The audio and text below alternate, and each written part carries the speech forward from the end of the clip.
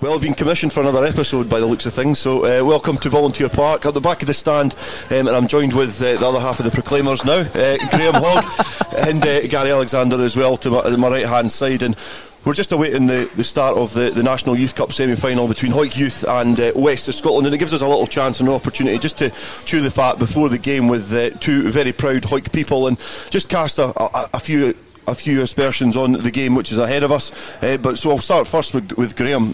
Obviously, this is your role as youth development officer, which we covered last week at the Jed game.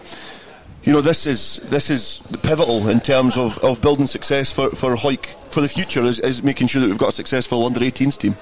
Yeah, no, having a good under-18s team, any obviously format of the game is massively important. But for the guys who have came through this year, it's been we'd like to say it's been a transition year. I think I was just fortunate enough to be in a lunch just now, and the president, Davy Brand, was saying at the beginning of the season, if you thought that this Hawick youth team were going to go 17 from 17, then he stopped us short of saying he would laugh at you, but that's been the progression of this team this year. As I say, I've been very fortunate. I was lucky enough to have a few training sessions with them this week to actually get involved in the setup, and what I've seen is very impressive.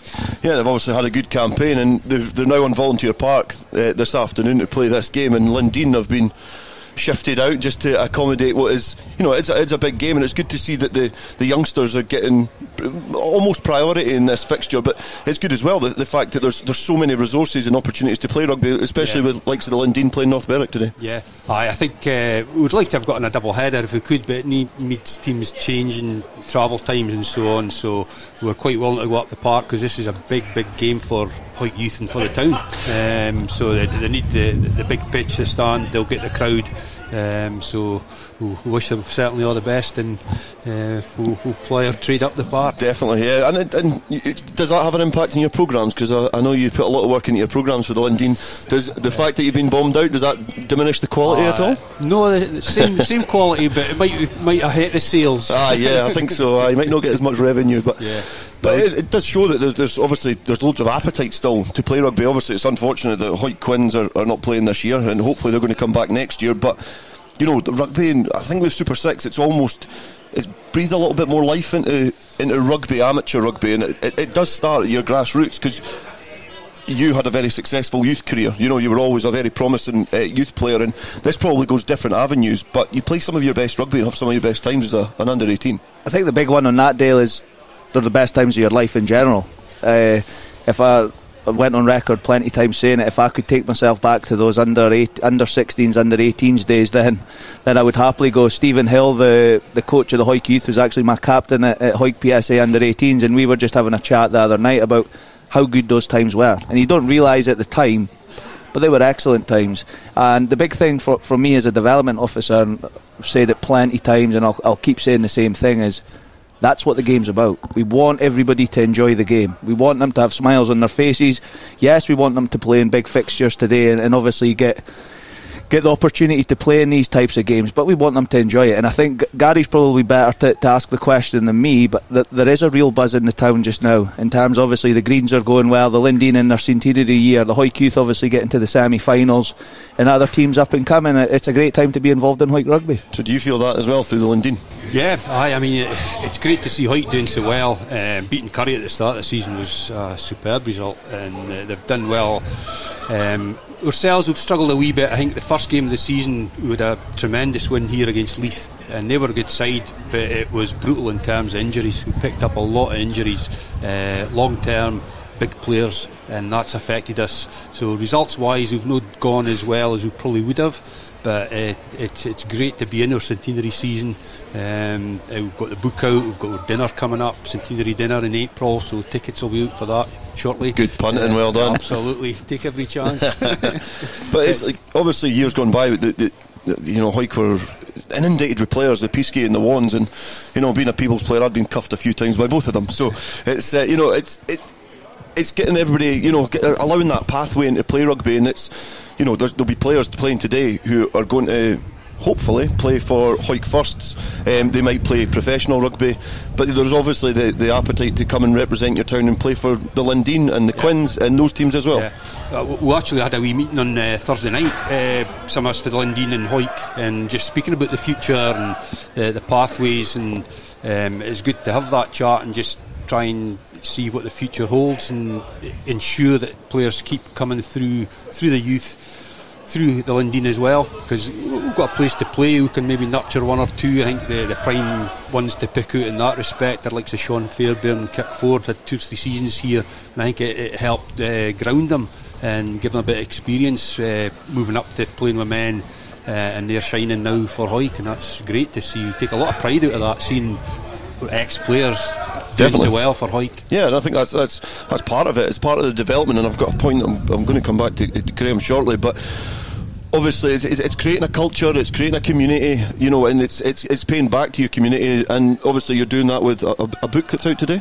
Yeah, the centenary book, we've put a lot of work into that. It's taken a wee while, but it got printed on Thursday. It's finished, it's out in the shops, so I'll take a chance of more plugs. It's definitely Desport and Grey, Dorwards, Eden, and then the Old Bakery, the corner shop at Denham, and we'll get word out on how folk further afield can maybe get by post as well. But it's nearly 300 pages, lots of history, lots of stats, every result, every scorer that we've ever had that we've got recorded is in there. Yeah. So if you've scored a try or anything for the Linden, your name's in that book. So that's great. Do they still accept a Hawick pound in Hawick now? Is that something that's long gone? You'll not be allowed to use it. There's only certain individuals who can use it. I think I've been in Hawick that much. I think I should. I think I've been paid in the Hawick pounds now. So, but in terms of the development side of things, and everybody speaks about clubs and what they do and what their goal is. So they're a big part of the community. But on an individual basis, you're a development officer, and being under 18s, this is a pivotal part in your personal development. We talk about the best times of your life, but you grow up a lot, you're immature a lot as well. You do have a lot of learning to do, and you want to develop rugby players. You want better players with better skills, better attitudes, but you want them to be better all-rounded individuals. And I know, obviously, it's well known, you do a lot of good charity work with Make Minds Move, and your charity that you've got going. Does that filter into this as well? Do you feel that's a huge part of what your job is? It's paramount, Dale. That is the most important thing about the job role that we're in now. I say it quite a lot.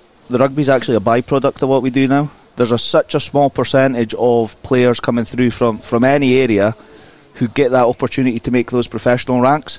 Now, we can't put that in their head and take away their dreams. We want guys to dream about it, but we need to make sure that they're prepared for what happens if they don't get that opportunity. And that's a big thing, obviously, with the current role that I've got now, and it's changed a little bit now in Hawick Rugby, that, for instance, this season, after this year, we have got 17 players moving from under 18 rugby to senior rugby. Now, in the past, and things will happen, we'll maybe get the 1 or 2 who'll go to the Linden or go to the Quins, but the vast majority will go down to Mansfield.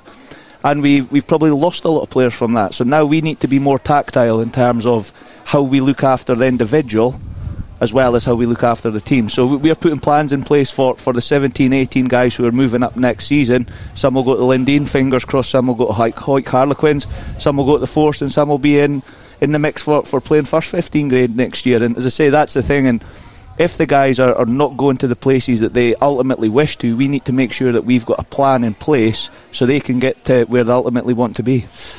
And what brings that about? Because I think that's a great forward thinking thing. I've always looked at Hawick, and I've always been in awe of Hawick in terms of the rugby, the way that they've got their rugby inbred in their community. It's great, but they've almost been the masters of their own downfall at times with the disjointedness. So where does that come from? Your own experience? Does that come from where you have been throughout your rugby journey, or is that something that you've seen from other clubs or elsewhere? I think it's a bit of both, isn't it? I think there's a lot of clubs within the town. That the Linden and Gary will be one guy who's an example who have seen what's gone before, and we no longer. I've just had the chat inside actually there as well. Is we no longer sit at the top table now in terms of Scottish rugby. We have got a massive history, and we should be massively proud of that history, but we can't rely on it anymore. Mm-hmm. We need to do something that little bit different to make sure that we can regain and get back to that top table. Now, as I say, the little plans like that in place are to make sure that we can make the whole of Hawick Rugby better. So whether that's coming from an S1 kid or a primary school kid, make the player pools bigger, so then we can pull the quality from there and make sure that we're successful in all fronts of the game. Well, it's certainly interesting times. We've got the game to look forward to. It's very, very windy. Hopefully that dies down slightly, but it's going to be a really competitive fixture. Hawick Youth had beaten bigger before in the west of Scotland, travelling from through in Glasgow, and Jerry McInnes has obviously links there, but we've got a very interesting fixture coming up here, so I'll let you away. You're staying because you're going to be doing the commentary, but you're free to go now. But very good to catch up with you before the game there and chat over all things Hawick.